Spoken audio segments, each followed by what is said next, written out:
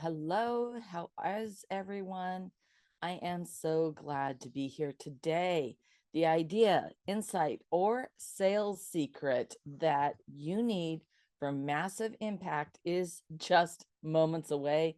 It's time to get more clients. Hello, and welcome to Get More Clients. I'm your host, Lynn Whitbeck. I am going to make a quick adjustment here. So, business owners and entrepreneurs hire me to ignite winning sales because most are chasing down leads, lack client loyalty, conversion, and profit. The mission of this show is to share Fortune 500 sales secrets to help you open the vault to your greater business success. Now, I'm going to start with a little example, and it's about speed dating. So, the craziest thing about speed dating is people show up and they don't know why they came or what they're even looking for. And it's nearly impossible to boss your way through for the evening when you keep wondering what the heck you are doing. What if you had a clear picture in your head about your life goals, dreams, and aspirations? What really mattered to you and in a partner? What are the most important characteristics of the people who join you on this journey? The shared values. What if? This is what you need to know. Now you have the confidence and assurance to seek that special someone. You can visualize the various ways you can easily meet. You have a path to follow. And you can even dump speed dating for a more authentic approach. Imagine what happens when you know exactly where you are headed. Here's the thing. Sales is a lot like speed dating. You must know where you are headed, the questions you need to ask to find common ground, identify need, and determine shared values. Now, I want to provide you with an applied example. Recently, I attended a conference with a speed networking session, and it was a long networking session. Can I just say it was intense? And after 3 hours, I had a headache that could fell a bull elephant. I mean, wow. However, I came to this speed networking event with a plan. I knew exactly what questions I was going to ask to identify common ground, interest, and shared values. I knew where I was headed. And after 3 hours, I had identified potential partners, purchasers, and promoters. Plus those frogs I did not want to pursue. And of course, maybe most important of all, I had a follow-up plan. I reached out and connected with each of the potential partners, purchasers, and promoters. It was the beginning of our relationship journey. So there you have why speed dating is similar to sales. And let's sort of refresh. What did we talk about last week? I shared what are your surefire sales market opportunities to flourish.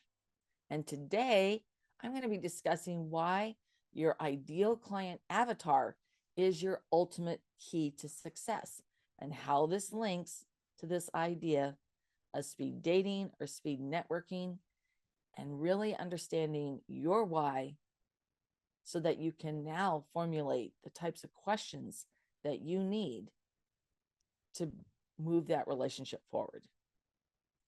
Understanding your ideal client avatar enables you to gain a clear picture of where you should allocate focus and your resources and coordinate your sales efforts. By the end of today's show, you're going to know how to identify and define your ideal client avatars, identify the why of your ideal client avatar, their pain points, and where they hang out. Attract and connect to your ideal clients by speaking to their why, motivations, and emotions. Now let's dive in on how to make that initial connectivity and spark. Now, you may have a question as to why I begin with client thinking, as I have in the last few episodes, versus the ideal client avatar. And this is a classic chicken and egg conundrum. Which comes first, the chicken or the egg? And I start with client thinking because it's truly the bedrock for everything else in sales. This is so core to the entire sales process and to your success. Throughout your sales strategy, whether you're doing whatever it is, whatever you're working on, you always need to reframe those activities back into the perspective of your client why. What's your client thinking at this stage in the journey, at this stage of the relationship? So as an example, when you're creating a new lead magnet, you're always going to be asking, why does this matter to my prospective client? Why is it going to help them or serve them? In what way does it benefit them? How is it going to make a difference so they can ... achieve the goal, the initiative, the dream? Is this going to make sense to them? Not to you, but to them. In this way, you can determine if this potential lead magnet is of value to them. And even though you may think the lead magnet is super cool, the question is whether your client perceives it of value. We really have to get out of our own way, because client thinking is your most fundamental and foundational through line in your sales strategy and your client's journey. In addition, your client changes throughout that journey. So it's just like in life, when they're working with you from that very beginning of building the relationship to deciding to move forward to doing the work together, it builds, pivots, and evolves. And that's why I start with client thinking. Now, we're talking about ideal client avatar, so let's get to it. There are a couple things we need to do for any client. We have to look at them overall, and then also what is that market segment. Now, we covered market segments in our last episode, but I'm just going to do a quick recap to get this in frame. And if we're talking about, as an example, a health coach with clients who are diabetic, pre-diabetic, or overweight. Now, all three of these segments share a commonality. Put this commonality in this case that they're overweight and they're looking for assistance, looking for health and better healthy eating, better life, right? Now, our health coach would communicate differently within those three market segments because we have diabetic, pre-diabetic, and overweight. The messaging would be unique because for someone who's overweight and they're not pre-diabetic, or they're not type 2 diabetic, messaging using the words diabetic or diabetes would not resonate. I mean, that's not where they're at. It's not even in their line of sight. So the messaging, the materials that you're putting out would be perceived as not being for them. So these unique market segments enable you to identify the language and to speak directly to that audience. It's also a way for you to niche down and to focus on one audience so that you can really gain traction in that area and then expand. This also positions you to create your ideal client avatar or persona. And that way you can clearly picture the person you're speaking to. In this example of the health coach, you're going to have three distinct ideal client avatars and personas. And here's why: the fastest connectivity you can create to lead to a new business opportunity, it's to focus your attention and communication strategically. So I'm going to explore this example a little further because some of you may not be in that space and maybe it doesn't make sense. So what about cryptocurrency? What about a cryptocurrency payment processing system? So this is very different, right? Very different audience, very different market. And in this case, yes, you'd be selling to organizations, businesses. You could also sell to very small businesses and entrepreneurs. And the best way for you to grow your business is to focus your attention on a specific vertical or market segment. And that's just going to make the most sense. Because once again, if you're trying to speak to everyone, you're speaking to no one.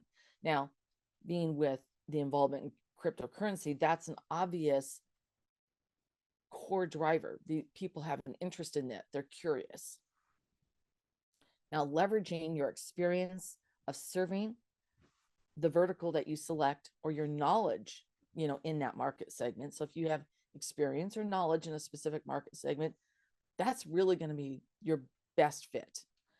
So, and I'm going to dive into this example a little deeper. As you craft the ideal client avatar, they would most likely be innovators and early adopters. Okay.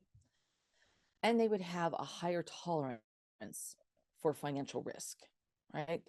That's going to be another element, a key characteristic and characteristics that you would speak to in your communication and outreach.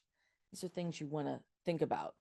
And the purpose of determining your market segment is to identify your best strategic sales path. Some people call it the low-hanging fruit. And this is what I mean when you talk about niching down, is really focusing your energy, your time, and your resources. And this has to include who you want to be working with. But this isn't a passion, and you don't want to be working with that market segment or that market vertical, you're not going to make an impact. All right.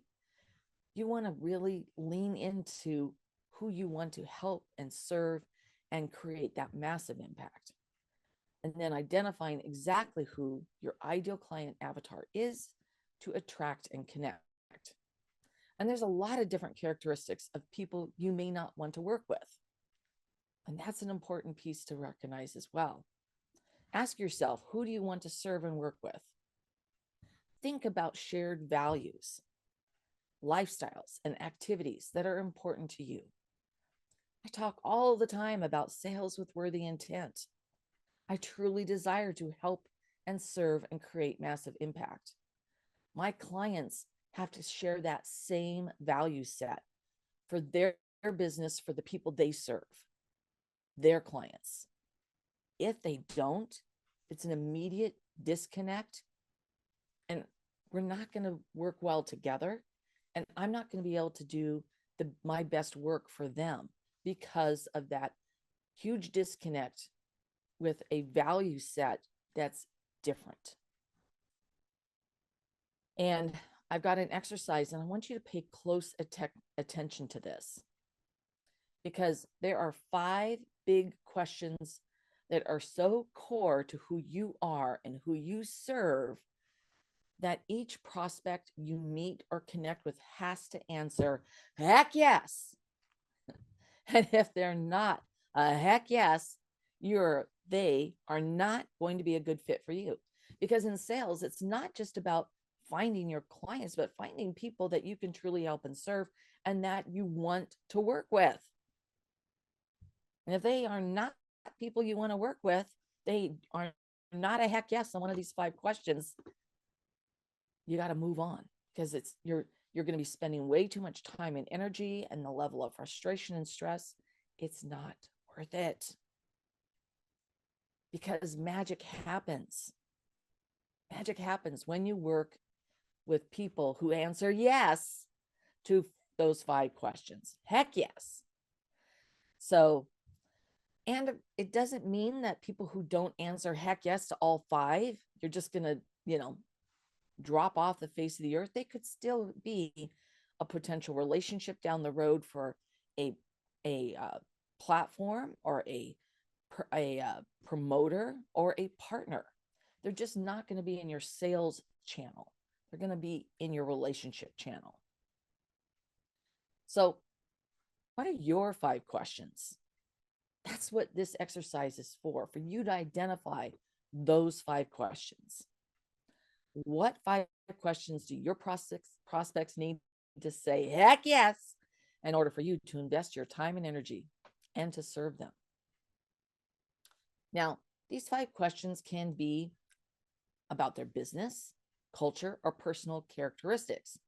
And most likely it's going to be a combination of above. And it's really important that at least one of those 5 questions is a value, a shared belief, or a shared value. That's those psychographics. Those don't change, right? And if you have that core shared belief or value, it's going to carry the relationship much further.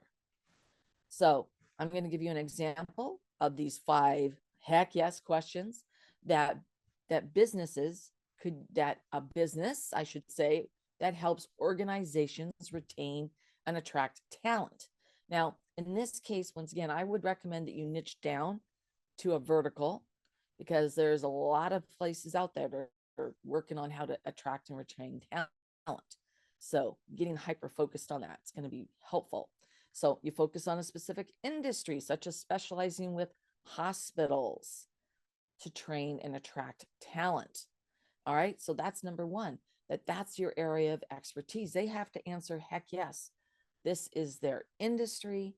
This is their organization.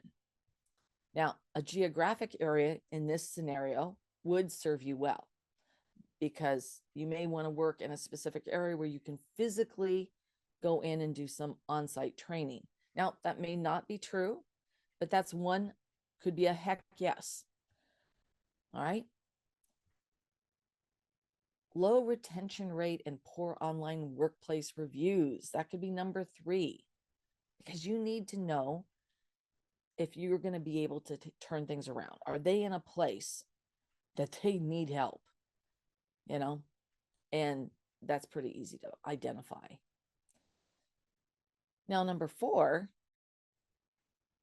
what would be your heck yes? Heck yes is that there's an executive commitment to improving the workplace environment and culture within their organization. If you don't have this top-down support in creating this better retention and attracting new potential hires, you're going to be swimming upstream, right? You have to have that support top down to make an impact. So that's a heck yes. And 5, your 5th heck yes could be that the primary client decision maker and contact has a high personal and professional integrity. And that's a shared value. So when you work through these, it's going to be different for everyone. And this is just one example of 5 heck yes questions. What's beautiful about identifying these is that you can use them to screen prospects, saving you time, energy, and heartache. And there's more to it than that. You actually have a clear picture of who you are speaking to, resulting in a logical position to attract, connect, and improve your sales cycle speed. Now, what have we talked about? Knowing your market segment, having those 5 heck yes questions, and a clear picture of your ideal client avatar. And now you're really ready to dive in and craft that persona of your ideal client avatar. You're going to visualize who you are. I would recommend finding a picture and start describing them. What's their why, their goals and aspirations? What are their motivations and emotions? You're going to use everything we've already covered to flesh out your ideal client avatar. You're going to go through their psychographic profile, behaviors, values, lifestyle, and activities. You're going to walk through what's their average day look like. Really dive into that. What does that look like? You're going to want to include who are the influencers of your ideal client avatar in the sales process. And they may also have decision partners. Decision partners and influencers are two different things. Don't get them confused.